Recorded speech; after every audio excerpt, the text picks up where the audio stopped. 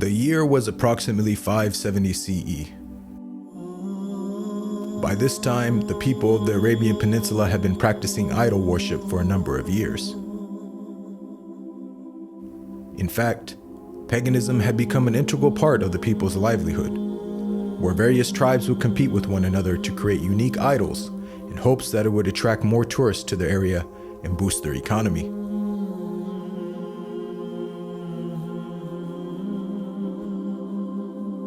None were more successful in this endeavor than the people of Mecca. And by the end of the 6th century, the city of Mecca had become the center point for all religious tourism and trade in the region.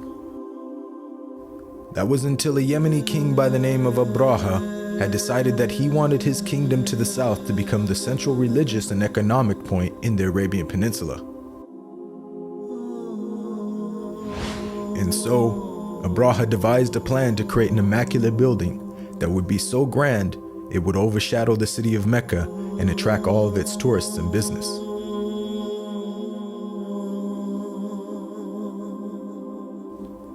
Of course, this news didn't sit well with many of the tribes in the region who held the city of Mecca in high regard.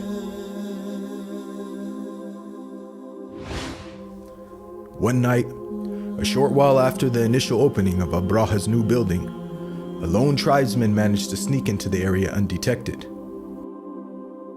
He then proceeded to desecrate the whole building.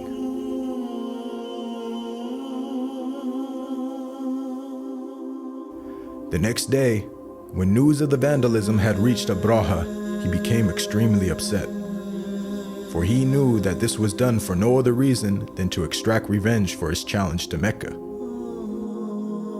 And so, Ebreha gathered his troops and announced that he intended to go and destroy the sacred house in Mecca once and for all.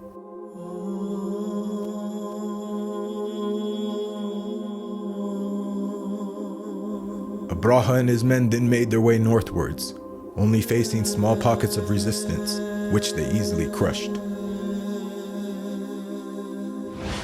When news of the army's approach reached the city of Mecca, the people knew that they couldn't possibly fight off such a large number of men. And so, the people of Mecca decided that their only option was to retreat to the surrounding mountaintops and wait until Ebreha and his men had fulfilled their task and left.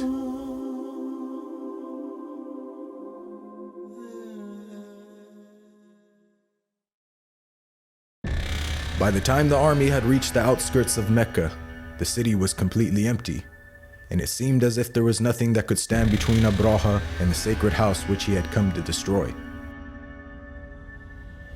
The army then began to march onwards, but then suddenly, Ebreha's elephant refused to go any further.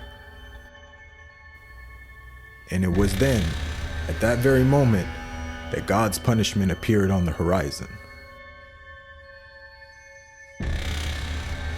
One of the reasons why the people were so terrified of Ebreha and his men was because they used to employ elephants in their army, which is considered one of the largest creatures in the animal kingdom. And so, God Almighty responded to Ebreha's arrogance by sending an army of one of the smallest and most harmless creatures on earth to destroy them. As the flock drew near, the birds then quickly began to descend, casting their stones on Ebreha and their men with such speed and force that it said that most of the men were killed right on the spot.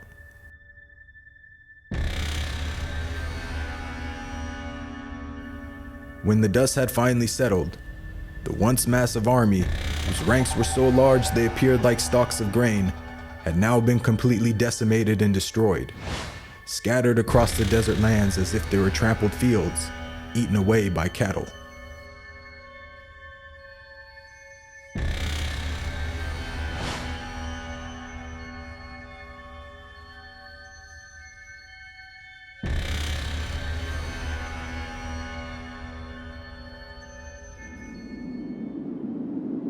As all this was taking place, some distance away, far upon the mountaintops surrounding Mecca, the people of the city stood and watched in amazement as everything unfolded. This was a scene that for many would shake them to their very core, and was an event so amazing that the people of Mecca would forever refer to that year as the Year of the Elephant. God Almighty would later address the people of Mecca in the Quran, saying, "Have you not seen how your Lord dealt with the people of the elephant? Did he not throw their plot completely off course, and then sent upon them an army of birds, striking them with stones made of clay, thus leaving them as if they were nothing more than fields devoured by prey?